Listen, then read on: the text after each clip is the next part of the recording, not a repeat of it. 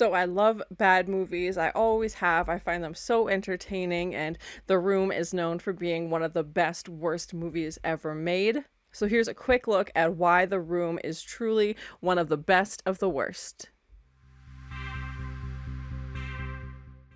In cinematic history, certain films transcend the boundaries of traditional excellence and carve a unique niche for themselves. The Room, a cinematic enigma crafted by Tommy Wiseau, holds the distinction of being the quintessential best-worst movie ever made. We will explore the intriguing elements that contribute to the enduring appeal of this unparalleled disaster piece. The Room is a textbook example of how a film can go from obscurity to cult fame. Directed, produced, and starring Tommy Wiseau, the film initially met with a limited release. However, through word of mouth and midnight screenings, it gained a following that has only grown over time. Here are some iconic characters and scenes from The Room as we explore this curious allure and why it has earned a place in cult classic history. Starting off with the script, The Room begins with an opening sequence that in itself sets the tone for the cinematic odyssey that we're about to go on. The credits, accompanied by the disjointed R&B music, seem to have been curated from the deepest recesses of surrealism, as viewers watch names that they may never come to recognize scroll by and are left questioning the film's authenticity from the very start. It's the first look at the film. We have this, title sequence as the credits roll by, and it doesn't set up great expectations that you're about to watch a $1 million film. It's very low budget and definitely sets the tone for what we're about to see. The Room kicks off with a script that can only be described as an otherworldly creation, and the film's dialogue is riddled with bizarre, non sequiturs, cringe-worthy one-liners, and melodramatic exchanges that defy the convention of coherent storytelling. The script, penned by Wiseau himself, baffles and mesmerizes with equal measure. The Room is full of bewildering and often nonsensical dialogues that have transcended the boundaries of traditional bad movie cliches. Lines like, "You're tearing me apart, Lisa," and "I got the results of the test back. I definitely have breast cancer," have become iconic for their unintentional humor and delivery. I definitely don't think Wiseau intended for this to be funny, but it's just, you can't help but laugh when you see it. The film's plot, if it can be called that, is a labyrinth journey through a web of deceit, betrayal, and inexplicable behavior. If you want to check out my reaction to The Room, it is on my channel as well. Characters' motivations pivot without rhyme or reason, creating a chaotic narrative that leaves audiences in perpetual wonder. One of the primary reasons why The Room has gained notoriety is its wooden acting and baffling dialogue. The performances are so stilted and the lines are just complete nonsense that they defy any conventional filmmaking standards. If you want to learn how not to make a movie, I suggest you watch The Room. It's a great textbook of what not to do and what to avoid. The characters utter phrases that are both outlandish and cringeworthy, making the film a goldmine of unintentional comedy and ridiculous one-liners. The Room is full of plot twists that are just not unexpected, but often absurd and inexplicable. Characters enter and exit the story with very little rhyme or reason, and the narrative takes on baffling detours that leave viewers scratching their heads. One of the most iconic lines from this film is, "You're tearing me apart, Lisa." Undoubtedly, one of the most infamous lines in cinematic history is delivered by Tommy Wiseau's character, Johnny, in The Room, saying, "You're tearing me apart, Lisa," is an emotional charged line that becomes unintentionally hilarious due to its melodramatic delivery. The scene encapsulates the film's bizarre blend of intensity and absurdity. Johnny's emotional outburst during the film's climax has become legendary. His iconic line is delivered with such fever that it is difficult to determine whether it's a moment of genuine passion or sheer parody. This unforgettable scene encapsulates the film's awkward blend of drama and comedy. The mysterious Tommy Wiseau, and part of what makes The Room such an interesting anomaly is the fact that nobody really knows much about Tommy Wiseau. During the film's funding, Wiseau's origins, and even his accent remain shrouded in mystery, adding an extra layer of fascination to the entire project. At the heart of The Room lies the figure Tommy Wiseau, who not only wrote and directed the film, but took on the lead role of Johnny as well, and his unconventional acting and his backstory to create this aura of intrigue that extends far beyond the screen. His character's naivete and dramatic outbursts have become legendary in the world of cult cinema. Wiseau's singular vision has inevitably created a work of unparalleled entertainment. Like I said, I don't think he started out creating, I'm going to make the best, worst movie ever. No, that was not his intention. And to create a comedy was also not his intention. He thought this was going to be, a hard-hitting drama. And I've seen stories where he bought all the gear instead of renting it, which is not normal because it's very expensive. So people are curious about his background, how did he get all this wealth? So just a very mysterious character already. And then we have the iconic football toss. One of the film's most surreal moments is this reoccurring appearance of a football that characters toss back and forth, often in tight indoor spaces. The complete absence of logic in these scenes is a testament to the film's unintentional comedy.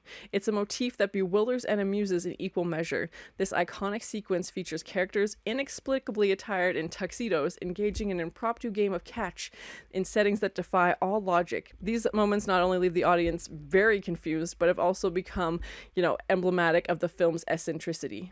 The room is also full of awkward love triangles and bizarre relationships as it weaves a convoluted tale of love and betrayal with a web of inexplicable relationships. The love triangle between Johnny, Lisa, and Mark is a focal point filled with awkward and outlandish scenes that confound traditional romantic storytelling, and it's a narrative labyrinth that leaves the audience in disbelief. The room is notorious for its cringe-inducing love scenes, the awkward, often very extended sequences of passion underscored by cheesy R&B music defy all expectations of romantic cinema. The shots go on for way too long. It's very uncomfortable. These moments of intimacy are so excruciatingly uncomfortable that they become cinematic gold. The love scenes are characterized by gratuitous close-ups and repetitive gestures that border on the absurd. Tommy Wiseau's dedication to capturing every intimate moment, regardless of its relevance, leaves viewers in stitches. And these moments of passion, shrouded in dimly lit rooms with candles, feature peculiar movements and questionable romantic chemistry. The sheer awkwardness transforms what should be an intimate moment into comedic spectacles. Tommy Wiseau's passion for Lisa is displayed throughout drawn-out, bizarre, and almost surreal sequences that feature inexplicable and sensual emphasis on eating red roses. These movements are so perplexing and uncomfortable that they transcend the film's otherwise dismissal narrative. The film's best-worst moments are punctuated by bizarre displays of emotion and passion. From Johnny's, "I did not hit her. It is not true. It's bullshit. I did not hit her. I did not. Oh, hi, Mark." To the infamous rooftop football toss, the room is full of unforgettable, cringe-inducing scenes that have etched themselves into cult cinema history. His emotional breakdowns take an unexpected turn, leading to a series of increasingly melodramatic and unintentionally humorous lines. This scene has become an enduring symbol of the film's unintentional comedy. Then we have the character of Denny. Now, Denny is this bizarrely attached neighbor that adds another layer of strangeness to the room. His unwavering affection for Lisa and his questionable behavior inject a dose of unintentional humor into the storyline, and the scenes featuring Denny are often very odd presence and both cringeworthy and comical. He just comes out of nowhere. There's no explanation as to why he's there. It's very strange. Mark and Johnny's heart-to-heart conversation on the rooftop is a quintessential room moment. Their exchanges, marked by abrupt laughter, betrayals, and life advice, are a masterclass in disjointed dialogue. The background noise, likely recorded in post-production, adds an extra layer of comedic incoherence. In this sequence, characters awkwardly interact, delivering lines with bizarre cadence, while the audience is left to ponder the meaning and significance of the scene within the larger narrative. The discomfort in the air is palpable, turning into a comedic spectacle. Then we have the notorious drug dealer confrontation, which is a very curious subplot in the room. It introduces a confrontational encounter between two characters, one of which is reportedly a drug dealer, and the dialogue and exchange of funds are delivered in a manner that defies conventional cinematic realism. The over-the-top nature of this scene further cements the film's reputation as a cult classic, and the entire drug-related narrative feels out of place, and the characters' reactions are so exaggerated and absurd that it adds to the film's, unintentional comedic value. It just comes out of nowhere. Again, makes very little sense. The room is also known for its overuse of green screen, with Wiseau's affinity for green screen technology is both baffling and charming. The film employs green screen for outdoor scenes, leading to hilariously unrealistic backgrounds. I don't know why you just wouldn't use a regular background, and the lack of subtlety in these visual effects adds to the film's unintentional humor. The room features just everything under the sun that you can do in production, from green screen backdrops to inexplicable stock footage, and the film's lack of continuity and haphazard editing add an extra layer of amusement for viewers who revel in the glaring technical blunders. And then we have the staircase. One of the lesser discussed but equally bewildering scenes in the room features an inexplicable spiral staircase in a random rooftop location. This staircase leads to nowhere, yet characters are repeatedly seen ascending and descending it, leaving audiences puzzled about its purpose and significance. Perhaps one of the most infamous moments in the movie is Johnny's bizarre interaction with the dog. It's early on in the film, his cheerful greeting, "Hi, doggy," is delivered with such inexplicable enthusiasm that it leaves the audience wondering if it was intentional or if he just made it up on the spot. And this scene has become an emblem of the film's, awkward charm. Mark, Johnny's best friend and one of the film's central characters, inexplicably wears a tuxedo for nearly every scene, whether he's lounging at home, attending a casual gathering, or playing catch on the rooftop. This adds another layer of humor to his character, which was definitely unintentional. The Room has achieved cult status that most filmmakers can only dream of. Midnight screenings, audience participation, and a dedicated fan base have transformed the film into a cultural phenomenon. Fans quote lines, throw spoons, and revel in the absurdity, turning The Room into an interactive cinematic experience. Over the years, The Room has become a cultural phenomenon. It has inspired books, documentaries, and even a critically acclaimed film, The Disaster Artist, which chronicles the making of Wiseau's cinematic disaster piece. The legacy of The Room endures through frequent midnight screenings and passionate fan communities.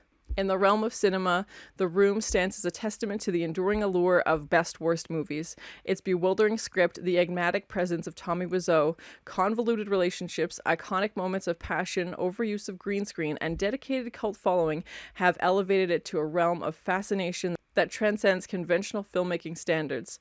The Room is a unique masterpiece in its own right, a film that paradoxically defines all norms while embodying the essence of cult cinema, ensuring its place as the best worst movie ever made. It stands as a shining example of how even the most misguided cinematic endeavors can find a place in the hearts of devoted fans and cement their status as cult classics. While it may not have been Wiseau's original intention, The Room has achieved what few films can: immortality as a cult classic celebrated for its unconventional hilarity and ineptitude. The Room is a treasure trove of cinematic awkwardness with scenes that defy traditional standards of quality while offering a unique blend of entertainment. The rooftop scene's absurdity, Johnny's tearful confession, cringe-inducing love scenes, Denny's drug conundrum, the all-consuming spiral staircase, and Mark's tuxedo are just a few examples of the film's unintentional comedic brilliance. It's a cinematic train wreck that continues to captivate audiences, leaving them in awe of the unparalleled blends of ineptitude and charm that defies The Room as the worst best movie ever made. So let me know in the comments if you've seen it. Again, you can check out my reaction video on the channel as well. It's definitely bad, but it's just so entertaining at the same time. You just can't help but love it. So let me know in the comments, if you've seen it, what your favorite scene is, if you love bad movies, if you want to see me react to other bad movies. Thank you so much for watching. And as always, please like, comment, and subscribe to this channel, and check back often for more awesome content.